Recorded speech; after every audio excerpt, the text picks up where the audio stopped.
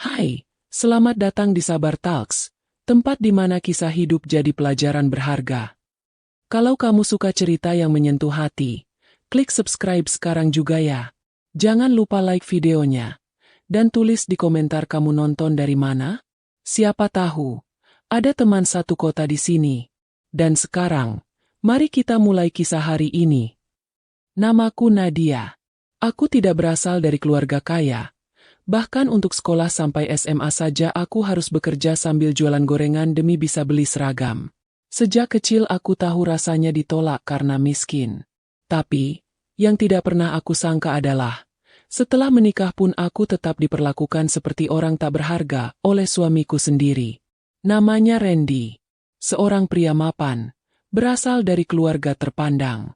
Kami menikah bukan karena cinta, tapi karena dijodohkan oleh seorang kenalan keluarga.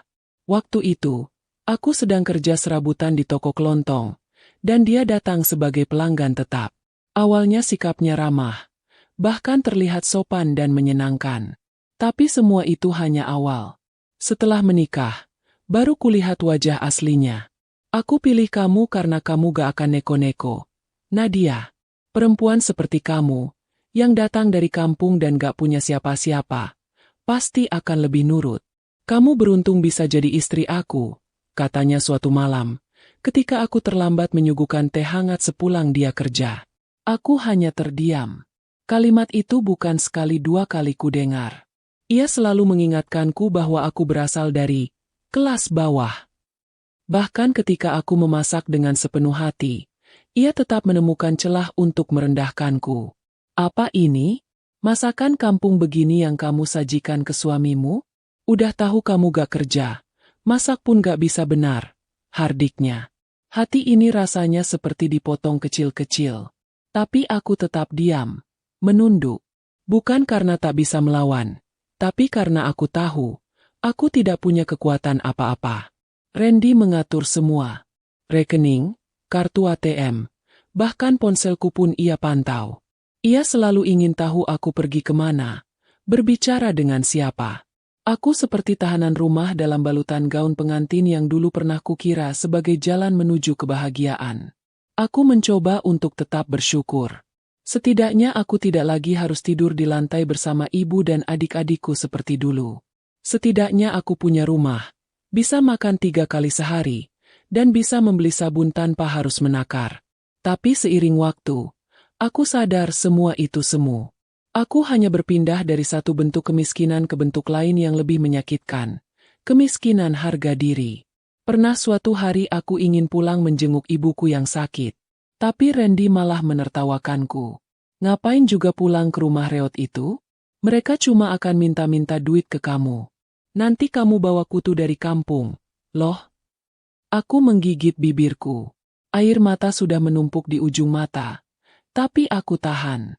Aku tidak ingin menangis di hadapannya. Aku tidak ingin dia merasa puas. Satu-satunya hiburan yang kumiliki adalah saat belanja bulanan ke minimarket. Di sana, aku bisa melihat dunia luar, meski hanya sebentar. Aku suka memperhatikan anak-anak kecil yang ceria, ibu-ibu yang tertawa saat membandingkan harga deterjen, atau remaja yang memilih camilan dengan wajah bahagia. Suatu hari, saat sedang menunggu di antrean kasir, aku melihat tulisan besar di dekat mesin kasir. Hadiah utama 50 miliar rupiah. Beli tiket lotre hari ini dan ubah hidupmu. Aku mendekat. Tiketnya murah, hanya 10.000 rupiah. Aku ragu. Tapi entah mengapa, hari itu aku mengambil satu. Mungkin karena aku ingin sesuatu yang berbeda. Mungkin karena aku ingin merasa punya harapan. Walau sekecil kertas kecil itu. Siapa tahu beruntung, Bu? Kata kasirnya sambil tersenyum. Aku hanya membalas dengan senyum kecil dan memasukkan tiket itu ke dalam tas. Aku tidak berharap banyak. Toh, aku terbiasa hidup dengan harapan yang selalu gagal. Beberapa minggu berlalu. Tiket itu bahkan sempat kucuci bersama baju karena lupa disimpan. Kertasnya jadi kusut dan warnanya sedikit luntur. Tapi kode undiannya masih terlihat. Suatu sore saat Randy sedang pergi dinas luar kota, aku iseng membuka situs pengumuman pemenang. Jantungku berdetak kencang. Aku memasukkan nomor undianku, dan layar ponselku menampilkan kalimat yang membuatku terdiam selama beberapa detik. Selamat, Anda memenangkan hadiah utama senilai 50 miliar rupiah. Aku terduduk. Tidak percaya. Kutatap layar itu lama sekali. Keringat dingin mengucur dari pelipisku. Ini tidak mungkin. Ini mimpi, bukan? Tapi layar ponsel tidak bohong. Kutelusuri informasi lebih lanjut, dan semuanya jelas. Undianku sah. Namaku tercantum. Bahkan sudah ada instruksi untuk pencairan dana. Tanganku gemetar saat menutup layar ponsel. Pikiran pertamaku adalah, Randy tidak boleh tahu. Bukan karena aku pelit, tapi karena aku tahu persis siapa Randy. Jika ia tahu, ia akan mengambil alih semuanya. Bahkan mungkin membuatku kembali menjadi boneka bisu yang hanya menonton suaminya bersenang-senang di atas hartaku sendiri. Hari itu, untuk pertama kalinya dalam hidupku, aku merasa punya rahasia yang berharga. Rahasia yang bisa mengubah semuanya. Rahasia yang bisa jadi pelindungku. Tapi, bagaimana aku bisa menyembunyikan uang sebesar itu dari seorang suami yang mengawasi setiap gerakku? Bagaimana jika ia tahu dan marah besar? Bagaimana kalau aku salah langkah dan semua ini lenyap? Aku tak tahu. Tapi satu hal yang pasti. Aku tidak ingin jadi perempuan yang diinjak-injak lagi. Dan semuanya baru saja dimulai. Malam itu, aku tak bisa tidur. Pikiranku melayang-layang seperti daun kering ditiup angin. Mataku menatap langit-langit kamar. Sementara di sampingku, Randy mendengkur dengan tenang. Aku ingin sekali berteriak. Bukan karena takut, tapi karena terlalu lama dipaksa diam. Tapi malam itu aku tak berteriak. Aku hanya tersenyum tipis. Karena untuk pertama kalinya, aku menyimpan sesuatu yang bisa mengubah segalanya. Keesokan harinya, aku bangun lebih pagi dari biasanya. Bukan untuk membuatkan kopi Randy seperti biasa, tapi untuk mencari informasi lebih lanjut tentang pencairan hadiah lotre. Aku membuka ponsel, mencari nomor hotline resmi, dan menelepon dengan jantung yang berdetak lebih cepat dari detik jam dinding. Selamat pagi, Ibu Nadia. Ya, data Ibu sudah lengkap. Proses validasi kami sedang berjalan. Dalam waktu 5 hari kerja, Ibu akan dihubungi oleh tim kami untuk pengaturan rekening pencairan dan legalitas pajak, kata suara ramah di ujung telepon. Aku menutup telepon dengan tangan gemetar. Rasanya seperti mimpi. Tapi ini nyata. Dan aku harus segera mengambil tindakan. Yang pertama kulakukan adalah menyewa ruang kerja kecil di sebuah ruko, atas nama orang lain. Aku tidak berani menggunakan identitasku sendiri. Aku tahu betapa cepatnya informasi bisa bocor. Aku juga menyewa jasa seorang pengacara perempuan muda bernama Dita. Kupilih dia karena wajahnya tegas, suaranya tenang, dan ia tidak bertanya banyak soal latar belakangku. Apa alasan Ibu ingin membentuk rekening khusus dengan identitas bisnis terselubung? Tanyanya sambil memeriksa berkas-berkasku. Aku menghela napas, menatapnya sejenak. Saya punya suami yang akan menghancurkan saya begitu tahu saya punya kekuatan lebih darinya. Saya tidak bisa membiarkan itu terjadi lagi. Dita menatapku serius, lalu mengangguk. Saya mengerti. Maka semua ini harus sangat rapat dan legal. Tidak boleh ada celah. Dalam waktu seminggu, rekening atas nama usaha, fiktif, yang kubentuk sudah aktif. Dana lotre mulai cair secara bertahap. Tak ada yang tahu. Bahkan satpam komplek pun tidak curiga. Karena aku tetap berpakaian sederhana, tetap naik mobil Randy yang sudah berumur 5 tahun, dan tetap berbelanja ke minimarket biasa. Yang berubah adalah diriku. Dalam diam, aku mulai mendaftarkan diri ke kursus online tentang manajemen keuangan, public speaking, dan kepemimpinan bisnis.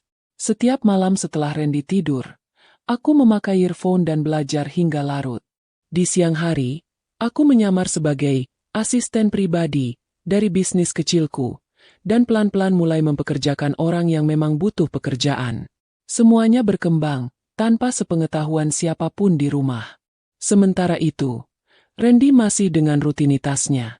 Pulang kerja, main game, marah karena makan malam kurang asin, dan kadang menghilang semalaman dengan dalih lembur. Aku tahu dia berbohong. Bahkan parfum yang menempel di bajunya bukanlah parfumku. Tapi aku tidak peduli lagi. Aku tak lagi menangis di kamar mandi. Aku tak lagi bergetar saat mendengar langkah kakinya. Karena sekarang, aku tahu, aku bisa pergi kapan saja. Dan dia tak akan bisa menghentikanku. Sampai akhirnya, datang sebuah momen yang menguji semua ketenanganku. Suatu malam, Randy pulang dalam keadaan mabuk. Jarang sekali dia pulang seperti itu. Ia langsung melemparkan kunci ke meja, lalu duduk di sofa dengan tubuh lunglai. Aku capek, Nat. Dunia ini nyebelin banget. Semua orang munafik. Termasuk kamu. Kamu juga pasti nunggu aku bangkrut baru berani ninggalin aku, ya? Katanya sambil tertawa kecil. Aku berdiri di ambang pintu kamar, mematung. Jantungku kembali berpacu. Tapi bukan karena takut, kali ini karena rasa iba yang bercampur dengan geli. Ia tertidur di sofa sampai pagi, dan ketika bangun, ia tidak meminta maaf. Seolah kejadian itu tidak pernah terjadi. Beberapa hari kemudian, rumah kami kedatangan tamu. Seorang pria paruh baya yang tampak tergesa-gesa, dengan wajah tegang. Aku menyuguhkan teh, lalu mundur ke dapur. Tapi dari sana aku mendengar semuanya. Rand, kalau kamu gak bayar utang bisnis kamu bulan ini, aku gak bisa tahan mereka lebih lama. Mereka udah siap bawa kasus ini ke jalur hukum. Aku terdiam. Utang? Jalur hukum? Tenang, Pak. Nanti saya cari jalan keluar. Saya masih punya aset yang bisa digadaikan, kata Randy dengan suara ditekan. Malamnya, aku pura-pura tidur saat dia masuk kamar dan mulai membuka laci-laci tempatku menyimpan dokumen. Aku pura-pura tak sadar saat dia membuka lemari tempatku menyimpan buku rekening. Tapi yang dia temukan hanyalah tabungan kecil berisi beberapa juta rupiah. Uang jajan yang selama ini sengaja kubiarkan tampak sederhana. Semiskin ini kamu? Gak punya apa-apa ya? Gumamnya pelan, lalu menghembuskan napas keras. Aku tetap diam. Beberapa hari setelah itu, Randy mulai berubah. Lebih manis, lebih perhatian. Tiba-tiba ingin sarapan bersama. Tiba-tiba bertanya tentang hariku. Bahkan sempat membelikanku sepotong dress murah dari toko daring. Aku tersenyum pahit. Aku tahu benar pola seperti ini. Dia sedang butuh sesuatu. Dan benar saja. Sore itu, saat aku duduk di teras sambil membaca, ia duduk di sampingku dan membuka pembicaraan dengan nada rendah. Nat, kamu kan istri aku. Kita harus saling bantu, ya? Aku menutup buku perlahan. Apa maksudmu? Aku butuh bantuan dana. Untuk nutup sementara utang proyek. Cuma 200 juta. Nanti aku ganti. Ini demi masa depan kita juga. Kok? Aku menatap matanya dalam-dalam. Disitulah kulihat, untuk pertama kalinya, ketakutan. Maaf, ucapku tenang. Aku gak punya uang sebanyak itu. Jangan bohong, Nat.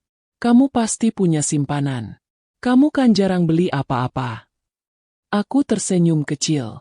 Itu bukan berarti aku menyimpan uang sebanyak itu. Dia memicingkan mata. Kamu berubah. Dari mana kamu belajar cara bicara seperti itu? Aku berdiri. Mungkin dari rasa lelah. Dan dari rasa ingin tahu, bagaimana rasanya tidak terus-menerus diinjak oleh suami sendiri. Randy terdiam. Nafasnya memburu. Tapi ia tak berkata apa-apa. Aku masuk ke kamar dan mengunci pintu. Jantungku berdebar kencang. Tapi kali ini bukan karena takut. Tapi karena aku tahu sebentar lagi, dia akan curiga. Dan benar saja. Malam berikutnya, ia mencoba membuka laptopku, mencoba mengintip ponselku, bahkan sempat bertanya kepada pembantu kami tentang kegiatanku setiap hari. Aku tak gentar, karena semua jejak hartaku tersembunyi rapi. Tak satu pun atas namaku. Tak satu pun yang bisa dia sentuh. Namun ada satu hal yang tidak bisa kusembunyikan. Perubahanku. Aku bukan lagi Nadia yang duduk menunggu suaminya pulang sambil menghitung jam. Aku bukan lagi Nadia yang menghapus air mata di dapur. Aku sekarang berjalan tegak, dengan langkah tenang, dan tatapan yang penuh keyakinan. Dan Randy tahu. Dia mulai kehilangan kendali. Tapi aku belum selesai. Ini baru awal. Dan rahasiaku masih tersimpan rapi. Aku belajar hidup di dua dunia. Dunia gelap yang penuh kendali suamiku, dan dunia terang yang perlahan kubangun sendiri. Aku seperti mata-mata di rumahku sendiri, menunggu waktu yang tepat untuk melarikan diri. Tapi tidak, aku tidak kabur. Aku tinggal. Karena aku ingin Randy melihat dengan mata kepalanya sendiri, bahwa wanita yang dulu ia injak-injak, kini sudah berdiri lebih tinggi darinya. Pagi itu aku mengenakan blus putih sederhana dan celana bahan abu-abu. Dari luar aku masih terlihat seperti Nadia yang dulu, istri rumahan yang jarang bicara, lebih suka menyeduh teh daripada membantah. Tapi dari dalam, pikiranku sudah bergerak seperti mesin yang tak bisa dihentikan. Hari itu aku ada janji bertemu klien untuk pertama kalinya, bukan sebagai asisten, tapi sebagai pemilik. Ya, dari uang lotre itu, aku telah mendirikan sebuah agensi digital kecil yang menangani iklan lokal dan branding toko-toko online. Kecil, tapi cukup untuk membuatku merasa hidup. Kantorku ada di lantai 2 sebuah ruko, tanpa nama mencolok, hanya satu plakat kecil bertuliskan, Studio Langit. Nama itu kuberi karena aku ingin hidupku luas seperti langit, tanpa batas. Dita, pengacaraku, ikut hadir di pertemuan pertamaku. Ia duduk di sampingku, memberi arahan halus saat aku tampak gugup. Tapi aku belajar cepat. Ternyata, aku tidak sebodoh yang selalu dikatakan Randy. Aku hanya belum pernah diberi kesempatan. Dan sekarang, aku merebut kesempatan itu sendiri. Sore hari setelah meeting, aku mampir ke salon sederhana, memotong rambut panjangku yang dulu selalu dibiarkan terurai demi menyenangkan suami. Aku memotongnya hingga sebahu, memberi sentuhan warna hangat yang lembut. Saat menatap bayangan diriku di cermin, aku merasa sedang menyaksikan kelahiran baru dari seorang perempuan yang selama ini dipenjara oleh ketakutannya sendiri. Namun, rumah tetaplah medan tempur. Randy makin curiga. Ia mulai memeriksa dompetku, menyuruh sopir membuntutiku secara diam-diam, bahkan menaruh pelacak di ponselku. Tapi aku sudah lebih dulu membuat langkah-langkah pengamanan. Suatu malam, saat aku masuk ke kamar dan membuka lemari, aku melihat ponselku tergeletak di atas pakaian dengan posisi aneh. Ada getar aneh di perutku. Naluriku bicara. Aku membawa ponsel itu ke kamar mandi, membongkarnya dengan obeng kecil yang biasa kupakai untuk memperbaiki jam dinding. Dan benar saja, di balik casingnya ada benda asing, pelacak suara.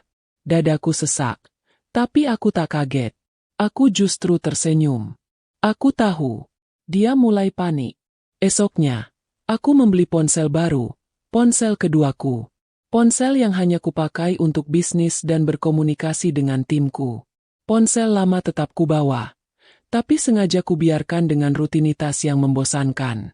Video masak, kiriman ibu di kampung, dan grup arisan. Semua rapi, seolah-olah aku memang tak punya kehidupan lain. Randy mulai melunak. Ia mulai memelukku tiba-tiba, mengajak makan malam di luar, bahkan sempat berkata, "Kamu makin cantik sekarang, Nat. Mungkin karena kamu makin dewasa." Aku hanya tersenyum. Aku tahu itu bukan pujian tulus.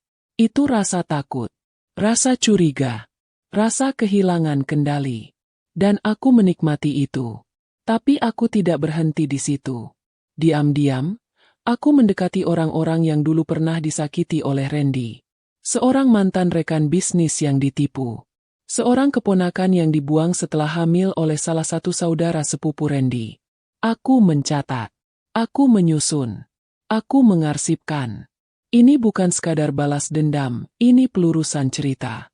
Aku tak ingin menjatuhkannya dengan skandal. Aku ingin menjatuhkannya dengan kenyataan. Namun, semua itu harus kulakukan perlahan. Karena satu langkah tergesa, dan semua bisa runtuh. Konflik meledak saat aku, untuk pertama kalinya, menolak ikut ke acara kantor Randy. Biasanya aku akan duduk manis di sampingnya, mengenakan gaun pilihan dia, tersenyum meski tak ada satupun rekan kantornya yang mau bicara padaku. "Kenapa kamu gak ikut? Ini penting." kata Randy sambil berdiri dengan jas rapi di ruang tamu. Aku ada urusan sendiri. Urusan apa? Belanja sayur. Aku menatapnya tajam. Urusan yang tidak kamu perlu tahu. Dia membeku. Belum pernah aku bicara seperti itu sebelumnya. Kamu berubah, katanya pelan. Aku tidak berubah. Aku hanya berhenti pura-pura. Randy menggeleng, lalu berjalan keluar rumah tanpa sepatah kata lagi. Tapi aku tahu, itu belum selesai. Dan aku benar. Malamnya, saat aku pulang dari kantor, kudapati ruang tamu berantakan. Bantal sofa di lantai, vas bunga pecah, dan di tengahnya berdiri Randy dengan wajah merah padam. Aku tahu kamu sembunyikan sesuatu, teriaknya. Aku meletakkan tas perlahan. Aku gak tahu kamu bicara soal apa. Dia menghampiri, mencengkeram lenganku. Kamu pikir aku bodoh? Kamu pikir aku gak tahu kamu tiba-tiba punya penghasilan? Dari mana kamu dapat uang buat beli laptop baru? Bayar kursus? Nyewa ruang kerja? Aku menatap matanya. Dalam tatapannya, aku tak hanya lihat amarah, tapi juga rasa takut. Dari usahaku sendiri, jawabku. Omong kosong. Kamu gak mungkin bisa bangun semua itu sendiri. Kamu pasti disokong seseorang. Kamu selingkuh, ya? Tamparan itu datang tanpa peringatan. Cepat, panas, dan membakar pipiku. Tapi aku tidak menangis. Aku berdiri tegak. Diam. Dia terengah-engah. Menatapku seolah baru sadar apa yang barusan dia lakukan. Tapi aku tidak memberinya waktu untuk menyesal. Aku membuka tas, mengeluarkan selembar amplop coklat, dan menyerahkannya ke tangannya. Apa ini? Tanyanya, mencibir. Rekaman suara. Video. Bukti kamu menampar istrimu. Sudah kukirim juga ke pengacara. Satu salinan ada di tempat aman. Ngapain kamu? Jaga-jaga. Karena aku tahu, kamu lebih suka menggunakan tanganmu daripada otakmu saat terpojok. Dia melempar amplop itu ke lantai, mengumpat, lalu masuk ke kamar. Pintu dibanting. Aku terduduk di sofa. Tanganku gemetar. Tapi bukan karena takut, karena lega. Karena akhirnya, aku punya bukti. Karena akhirnya, aku tak lagi sendiri. Aku tahu, perang belum selesai. Tapi aku punya senjata. Dan aku tak akan mundur. Dan senjata itu, kutancapkan perlahan, seperti pisau yang tidak melukai kulit, melainkan menembus harga diri seseorang yang sudah terlalu lama duduk di singgasana kesombongannya sendiri. Randy mulai kehilangan cengkeramannya. Ia tak lagi bisa membentakku sembarangan. Tak lagi bisa melarangku keluar rumah. Karena sekarang, aku bukan istri yang bisa dikendalikan dengan satu gertakan atau ancaman cerai. Beberapa hari setelah insiden tamparan itu, rumah menjadi hening. Kami tinggal dalam satu atap tapi seperti dua orang asing. Aku tetap menjalankan hariku seperti biasa. Berangkat pagi, pulang sore, lalu membuka laptop dan menyelesaikan laporan timku. Randy mulai sering berada di rumah. Ia kehilangan pekerjaan. Aku tahu itu, karena diam-diam aku telah menghubungi kenalan yang bekerja di kantor pusat tempat dia bekerja dulu. Kebangkrutannya bukan rumor. Itu kenyataan. Dan dalam keadaan seperti itu, harga dirinya terluka lebih parah daripada waktu ditolak proyek. Randy, lelaki yang dulu membanggakan gelar dan penghasilan, kini tak punya gaji, tak punya proyek, dan perlahan kehilangan rasa hormat dari orang-orang sekitarnya. Aku melihatnya mulai minum di siang hari. Botol-botol bir ringan mulai muncul di kulkas. Sesekali aku mencium aroma alkohol dari bajunya. Tapi aku tidak menegurnya. Aku tidak menasihatinya. Aku hanya membiarkannya terbenam. Seperti matahari yang akhirnya tahu bahwa malam bisa datang kapan saja. Namun luka terbesar baginya mungkin datang ketika kartu kreditnya ditolak di depan kasir supermarket. Aku tahu itu, karena ia pulang ke rumah dengan muka merah padam, melempar barang belanjaan ke lantai sambil berteriak. Ini semua karena kamu. Kamu pembawa sial. Sejak kamu mulai berubah, semua jadi hancur. Aku hanya menatapnya dari ujung meja makan. Tidak menanggapi. Tidak melawan. Karena saat seseorang sudah tenggelam dalam kegagalannya sendiri, perlawanan hanya akan menambah drama. Tapi malam itu, setelah dia tertidur dengan botol kosong di tangan, aku masuk ke kamar kerja, membuka laci tersembunyi, dan mengambil sebuah map hitam. Isinya, fotokopi surat tanah, laporan saldo investasi yang kutaruh atas nama yayasan fiktif, serta surat wasiat sementara yang belum kutandatangani. Semuanya tersusun rapi. Semuanya kulakukan bukan karena aku paranoid, tapi karena aku harus siap untuk kemungkinan terburuk. Aku duduk sendirian di depan cermin. Bayanganku terlihat asing. Dulu, aku menangis tiap malam karena kata-kata Randy. Tapi sekarang, aku justru menangis karena akhirnya tahu, aku bukan perempuan lemah seperti yang selama ini ia katakan. Esok harinya, sebuah kejadian mengguncang rumah kami. Seorang gadis muda berdiri di depan pintu, mengenakan blus tipis dan rok pendek. Wajahnya cantik, dengan riasan yang terlalu tebal untuk pagi hari. Aku membukakan pintu dengan senyum sopan. "Ini rumahnya Mas Randy?" tanyanya, dengan nada santai. Aku menelan ludah. "Iya. Ada perlu apa ya?" Gadis itu mengeluarkan ponsel, membuka galeri, lalu menunjukkan sebuah foto. Foto itu memperlihatkan dirinya berpelukan mesra dengan Randy di sebuah kafe. Bukan sekali, tapi banyak. Puluhan foto. Beberapa video pendek juga ikut ditunjukkan. Salah satunya saat Randy mencium pipinya di parkiran. "Maaf ya, Mbak. Saya cuma mau bilang pacar Mbak ini banyak utang sama aku. Katanya sih mau cerai sama istri. Tapi kok gak jadi-jadi?" Aku tidak menjawab. Aku hanya menatap foto-foto itu, lalu mengangguk pelan. Aku ngerti. Dia emang pandai ngomong. Ucapku pendek. Gadis itu melirik wajahku, seolah menunggu drama. Tapi saat ia sadar aku tidak akan menangis atau marah-marah, ia tampak bingung. "Jadi, Mbak gak marah?" Aku menggeleng. "Tidak. Terima kasih sudah jujur." Dia pergi dengan langkah cepat. Mungkin kesal karena tidak mendapat reaksi seperti yang ia harapkan. Malamnya, Randy pulang dalam keadaan mabuk lagi. Kali ini, aku tidak membantunya membuka sepatu, tidak menyodorkan air hangat, tidak menyelimuti tubuhnya. Aku hanya berdiri, lalu berkata pelan, "Tania mampir tadi." Wajahnya langsung pucat. "Siapa?" "Gadis kecil yang kamu janjikan kehidupan lebih baik. Sayangnya, kamu sendiri sedang tidak punya apa-apa." Randy terdiam. Wajahnya mengeras. Tapi kali ini, bukan karena marah melainkan malu. Dan di titik itu, aku tahu, duniaku sudah benar-benar berbalik. Dulu, aku yang takut dia akan pergi meninggalkanku. Sekarang, dia yang takut aku benar-benar akan meninggalkannya. Beberapa hari kemudian, saat aku sedang menyiram tanaman pagi, ia duduk di teras dengan wajah murung. "Nat, maaf soal tamparan itu waktu itu. Aku kehilangan kontrol." Aku tidak menoleh. Itu sudah terjadi. Dan aku sudah mencatatnya.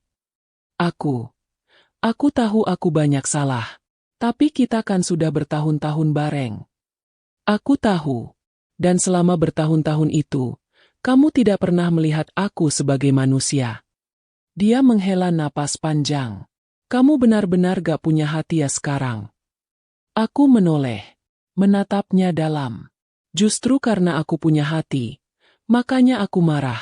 Tapi sekarang, aku sudah tidak marah lagi, karena aku sudah tidak peduli. Ia berdiri, menatapku dari atas. "Kalau kamu punya uang, kalau kamu sembunyikan sesuatu dariku, aku minta kamu jujur. Kita bisa selesaikan semua ini bareng-bareng. Kita bisa bangun dari nol." Aku tertawa kecil. Untuk pertama kalinya sejak bertahun-tahun menikah, aku tertawa di hadapan Randy, dan bukan karena dia membuatku bahagia, tapi karena aku akhirnya mengerti arti kebebasan. "Sayangnya," ucapku pelan, "kamu cuma ingat aku saat kamu jatuh. Tapi kamu lupa, kamu sendiri yang dulu menekan aku ke bawah."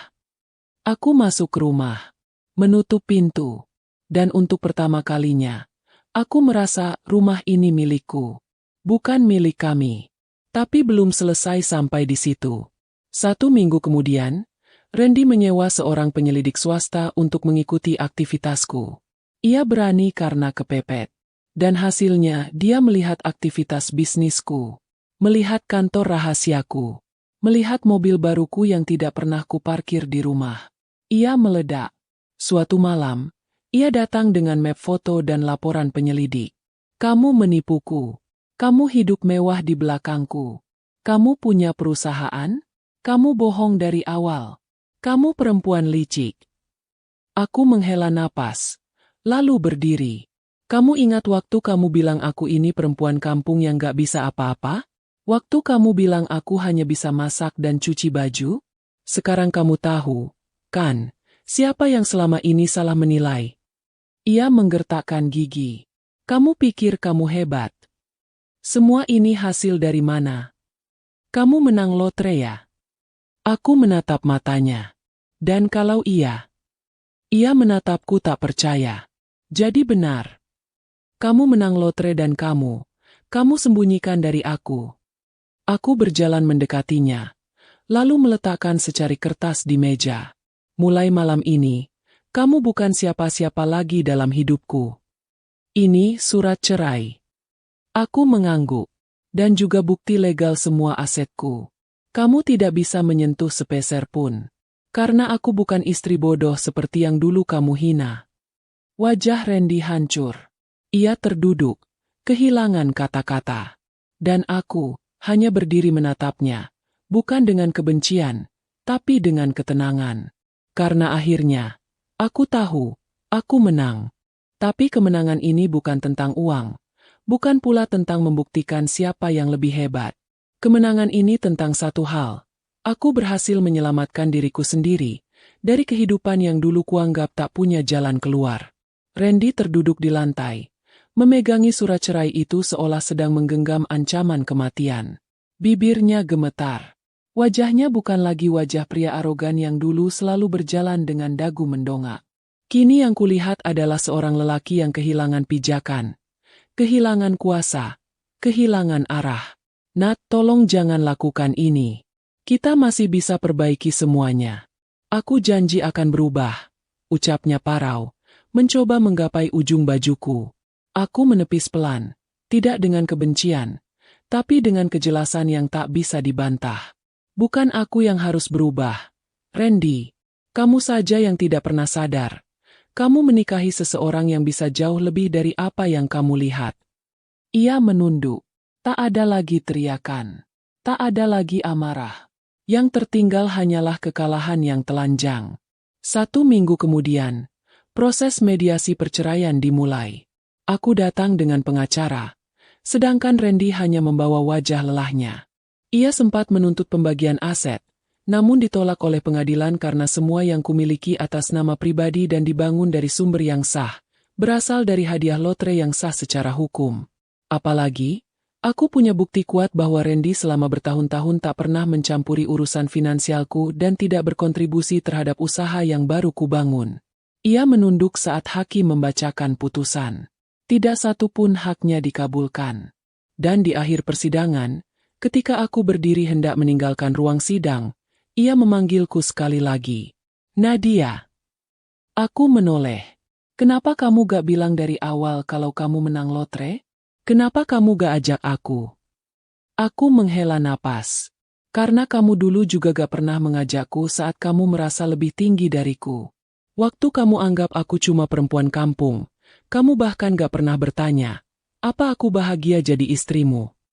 Ia tidak menjawab, dan aku tidak butuh jawaban. Setelah perceraian resmi, aku pindah dari rumah itu. Bukan karena diusir, tapi karena aku ingin memulai semuanya dari awal, di tempat yang tidak menyimpan sisa-sisa luka. Aku menyewa apartemen di pusat kota, tempat di mana suara kendaraan menggantikan denting sendok makan yang dulu selalu jadi pengiring pertengkaran kami. Bisnisku semakin tumbuh. Aku tidak hanya menjadi pemilik, tapi juga mentor bagi perempuan-perempuan lain yang pernah mengalami hal serupa denganku. Aku membuka pelatihan gratis untuk ibu rumah tangga, memberi beasiswa kecil bagi anak-anak perempuan yang ingin belajar desain, bahkan membuat ruang aman digital untuk korban kekerasan dalam rumah tangga. Dita, pengacaraku, kini jadi sahabat yang paling dekat denganku. Ia yang dulu hanya kutemui karena urusan hukum, kini sering datang ke apartemen membawakan makanan dan cerita-cerita lucu dari kliennya yang aneh-aneh. Kamu tahu, Nat, katanya suatu malam saat kami duduk di balkon. Waktu pertama kali kamu datang ke kantorku dengan wajah tenang tapi mata penuh perhitungan itu, aku langsung tahu, kamu bukan perempuan biasa. Aku tersenyum. Dulu aku juga gak tahu aku bisa jadi seperti ini. Dan sekarang, aku menatap langit malam.